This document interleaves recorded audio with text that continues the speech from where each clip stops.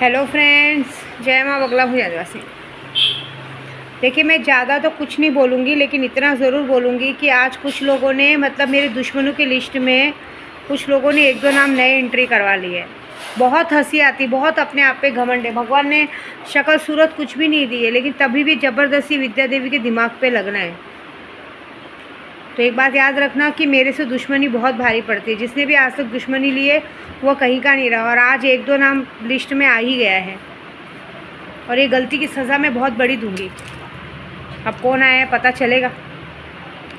हर वक्त पैसा पैसा पैसे के लिए अपना ईमान धर्म बेचना, हर कहीं पे आप कहीं भी गंदी जगह पे मुंह मारना, हाँ, हर किसी नए चेहरे पे अपने आप को दिल दे देना। भगवान ने तुम्हारी शक्ल सूरत नहीं दी, लेकिन सामने वालों का घर बर्बाद करना।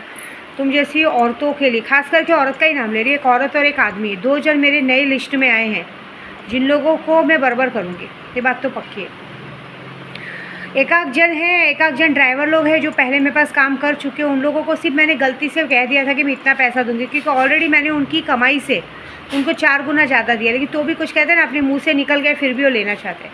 मैं यूट्यूब पे कह रही हूँ कि कल तक उनका पैसा मैं भेज दूँगी, लेकिन एक बात कसम खाएँ कि अगर विद्या देवी से उन्होंने एक भी जो पैसा ले रहे, अगर वो पैसा पूरी तरह से ईमानदारी का है, ईमान धर्म का है, तो ठीक है, नहीं तो उनकी एकलौती औलाद आने वाले समय पे वो मर जाएगी। इस पैसे को भोगने के लिए ज़िंदा नहीं रहेगी। ये पूर्णिमा तक तुम मुझसे पैसे ले रहे हो, ठीक है, क्योंकि तुमको, मुझे पता है तुमको काम धंधा कुछ नहीं, तुम लोग औरतों की कमाई खाने वालों में से।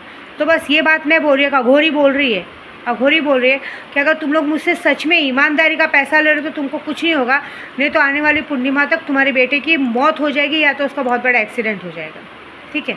अब ये गलती की सज़ा तो मैं दूंगी, क्योंकि आज मैंने ऑलरेडी 1 महीने के बाद कामाख्या भोग लगाया है। जो कामाख्या भोग पात्र से लेना पड़ता है, और पात्र में हमें ड्रिंक चढ़ानी पड़ती है। तो पूरे 1 महीना क्या, पूरे 2 महीनों के बाद मैंने आज पात्र लिया, और पात्रों के बाद ये अघोरी अपनी बात कह रही है, और अघोरी अपनी बात जब कहता है तो पूरा करता है। कितने लोगों ने मेरे ख्वाजा जी तक आँख उठाई है, उसके बारे में मैं सुबह बात करूँगी। वो बात मैं अभी नहीं करूँगी, क्योंकि ख्वाजा जी का नाम इस तरह से नहीं लिया जाएगा। बस मेरे ख्वाजा जी ने कहा कि तू मुझे इतना मानती है कि अगर कभी मेरे लिए जान देने की नौबत आए तो दे सकती। तो मैंने बोला बेशक, ये जान भी तुम्हारी दी हुई है, ये इज़्ज़त भी तुम्हारी दी हुई है। जब तक तुम नहीं थे तब तक लोगों ने मुझे गंदी नज़रों से देखा था। जब से आप मेरी ज़िंदगी में आए हो उसके बाद लोगों ने मुझसे डरना चालू किया है। आज लोग मुझे माँ बुलाते हैं। ये बड़ी इज़्ज़त आपने बख्शी है मेरे ख्वाजा। और जो आज आपको आँख दिखाते उन्हें क्या पता आपकी करामत। एक बार आपके दर पे तो आएँ, जन्नत क्या है उन्हें भी पता चल जाएगा। कहते हैं ना, जितने लोगों ने आँख दिखाई है उनकी आँख तो झुकानी पड़ेगी। मैंने उनके लिए स्पेशल कल सैलानी दरबार में, परसों जुम्मेरात को 1.25 लाख आयते करीमा चालू करवा रही हूँ। तो अब इन्हें हम अपने कुरान पाक की औकात दिखाएंगे कि जब कुरान पाकों में जो भी आयतें लिखी है उसमें कितनी ताकत है, आपको कितना पागल बना सकते हैं, हम दिखाएंगे।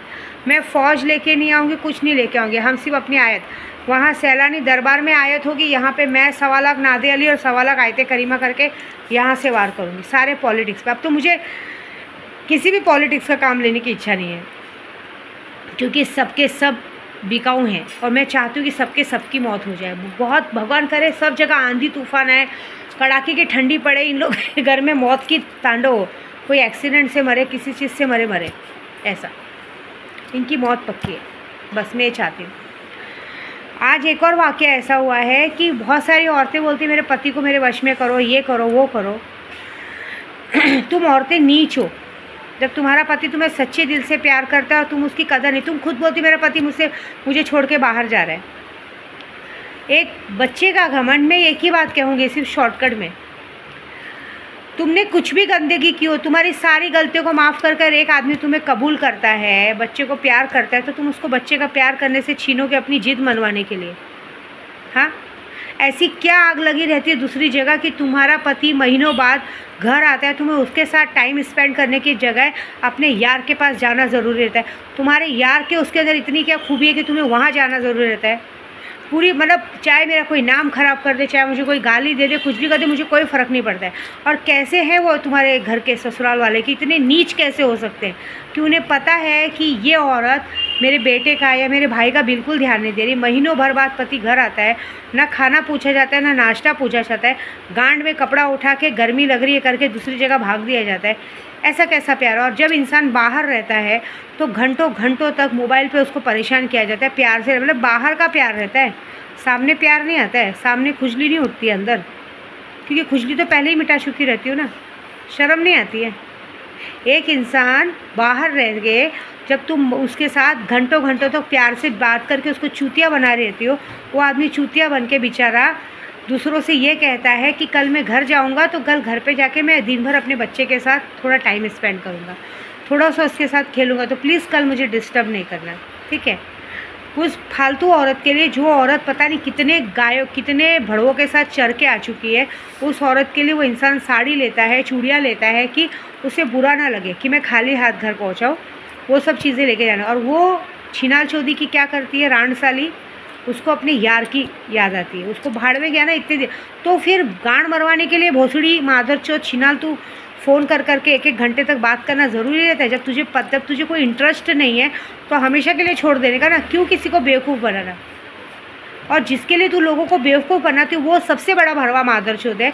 उसको छोड़, उसकी खुद की औरत इतनी बड़ी रंडी छिनाल है, मुझे लगता है वो भी कहीं जाती होगी बीएमसी ऑफिस में कहीं काम करने, जहाँ पे भी काम हो जाती है वहाँ पे भी उसने कोई यार पटा के रखा होगा। वो भी ये कहती होगी तू मेरे पति को प्यार कर, मैं बाहर जाके अपना यार पटाती हूँ, है ना। सब आपस में मिले जुले, सब एक दूसरे को चूतिया बना रहे, शर्म नहीं आती है। सर तुम्हारी आने वाली जनरेशन भी तुम अपनी बेटियों को रंडी बनाओगे, इतने भोसड़ी वाले मादरचोद।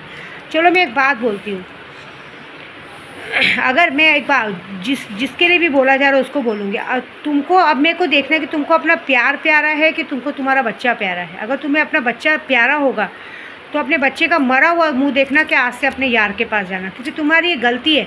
तुम्हारा पति तुम्हारे पास महीनों भर बाद आता है, तुम्हारे से बात करना चाहता है, और तुम्हारी गांड में इतनी चर्बी है कि सामने वाला पता नहीं कौन सा कोल ढकेल के आ रहा है, तुमको उसको पहुँच के उसकी आवभगत करनी है, बताओ। और कितनी बड़ी भड़वी हो रंडी मादरचोद। और सबसे बड़े भड़वे मादरचोद तुम्हारे मायके वाले, जो गांडू तुम्हारा इस गांड में सांस देते। तो अभी सीधी बात है, अभी मुझे ये देखना है, मैं यूट्यूब के ज़रिए बोल रही हूँ कि मुझे देखना है कि यार प्यारा है कि बच्चा प्यारा है, ऐसी बात है। और कौन से यार पे इतना मर रहा है जिसकी शक्ल अकल सब भैंसों जैसी हो गई है। लाख दर्जे तो पति सुंदर रहता है, पंथी को पे ध्यान दो, लेकिन क्या करेंगे, बराबरी में चाहिए ना। बहुत गुस्सा आया, बहुत, क्योंकि कहते हैं ना जब किसी आदमी का मुंह उतरता है कि वो पूरी दुनिया से एक औरत के लिए लड़ता है, वो पूरी दुनिया से उस औरत को गाली वाली देता है, उस औरत के लिए सबको, और पता चलता है कि वही उसकी बेइज्जती का कारण बनती है। और एक बच्चे का इतना घमंड, कल वही बच्चा तुमको उठ के चप्पल से मारेगा, याद रखना मेरी बात।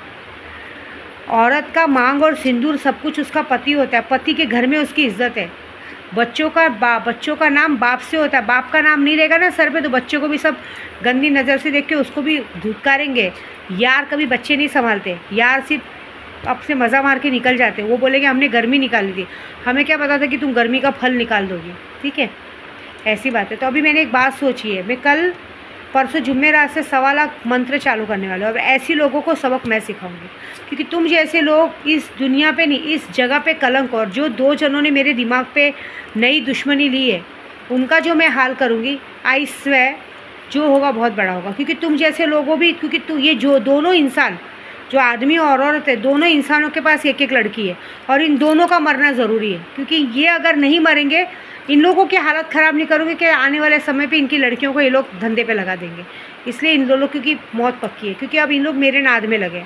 इससे तो मैंने आज कसम खाई कि अब मैं अपनी यात्रा पे अब किसी को नहीं ले जाऊँगी, अब अपनी यात्रा मैं अकेले करूँगी, क्योंकि मुझे ये सब गंदगी बर्दाश्त नहीं होती। और अब जो तुम्हारे साथ होगा बस मज़ा देखो, वेट करो बस, ठीक है।